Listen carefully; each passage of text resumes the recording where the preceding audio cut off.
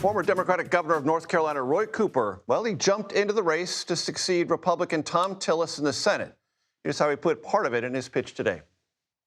These are not ordinary times.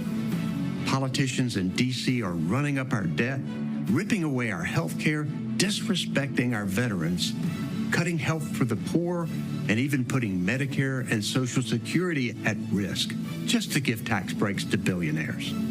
That's wrong, and I've had enough.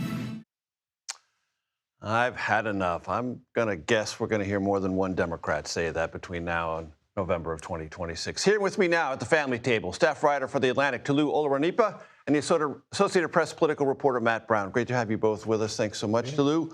Assess for my audience North Carolina, this race, and Roy Cooper got a chance?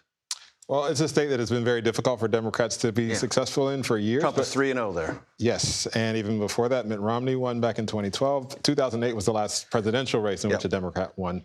But during that stretch, more than 15 years of hard times for Democrats at the presidential level, Roy Cooper has shown some success at the gubernatorial level, and he is the prime pick that Democrats wanted to run in the Senate race. He's proven himself as a key kind of person that can tailor his message to his voters. They have already voted for him, even in years where Republicans were otherwise successful. And so he does have that sort of North Carolina tailored message, and Democrats are thrilled that he's running in this race. Matt, I want to show you something that popped up this afternoon. It's what we call in the biz the stinger at the end of a political ad. It's meant to give you the message or the key message for that ad. It's for Mike Collins in Georgia. He's running for the Senate against Jon Ossoff. Now, I'm not a copy editor. I used to work with him back when I was a self-respecting print reporter, for goodness sake. But I don't believe that's how you spell Georgia.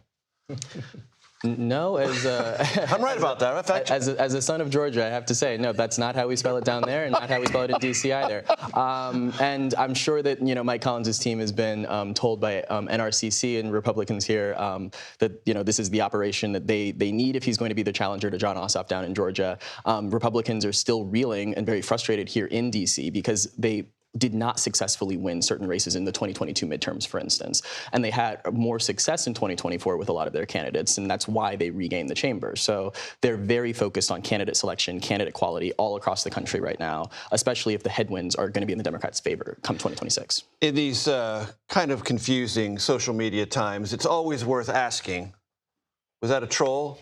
Just to get you and me and everybody else paying closer attention than we otherwise would have? That stinger just would have gone away if it was spelled correctly? I don't know. Collins is a prolific X-user, so he's on it all the time. He knows how to use it way in the culture. I don't know if he intended for that to be a particular troll, but he does know how to troll. The man is a poster. So. He's a poster. He may be a poster child for copy editing now in this race, but we'll see. Toluse, Marco Rubio was on with Laura Trump over the weekend and said, do we have the soundbite? We do? Play it. About J.D. Vance. Outside of the State Department. Well, I think J.D. Vance would be a great nominee. and if, I think if he decides he wants to do that. And so, I think he's doing a great job as vice president. He's a close friend, and I hope he intends to do it. I know it's kind of early. Oh, it's kind of early, and they're so friendly about it. We'll see if that lasts, Toluse. Yeah, I mean, there's not really any other answer you can give. Right, not right now.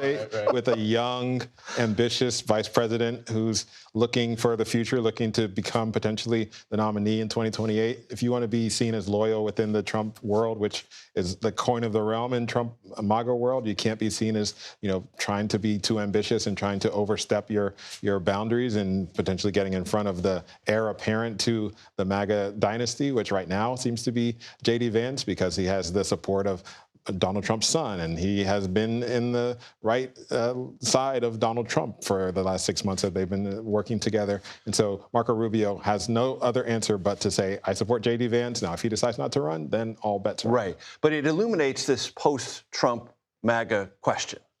And it's not resolved. Right now, J.D. has the sort of patina of the heir apparent, but that's not settled. And Rubio knows that. Yeah, absolutely. And I think it's important to know. And he has ambitions, too. Everybody has ambitions in politics. That's very much the case. None less than the Secretary of State and the Vice President, obviously. Right. These are the two men who, when you really look at the MAGA coalition right now, that they seem like the likeliest candidates who'd be able to pull together the entire Trump coalition here. A lot of the, religious conservatives, secular frat bros, the tech right, all of these different, wings of Trumpism are really only united under President Trump right now. But you could imagine a Vice President Vance or potentially Secretary of State Rubio being able to be the candidate who can pull all of those different veins together.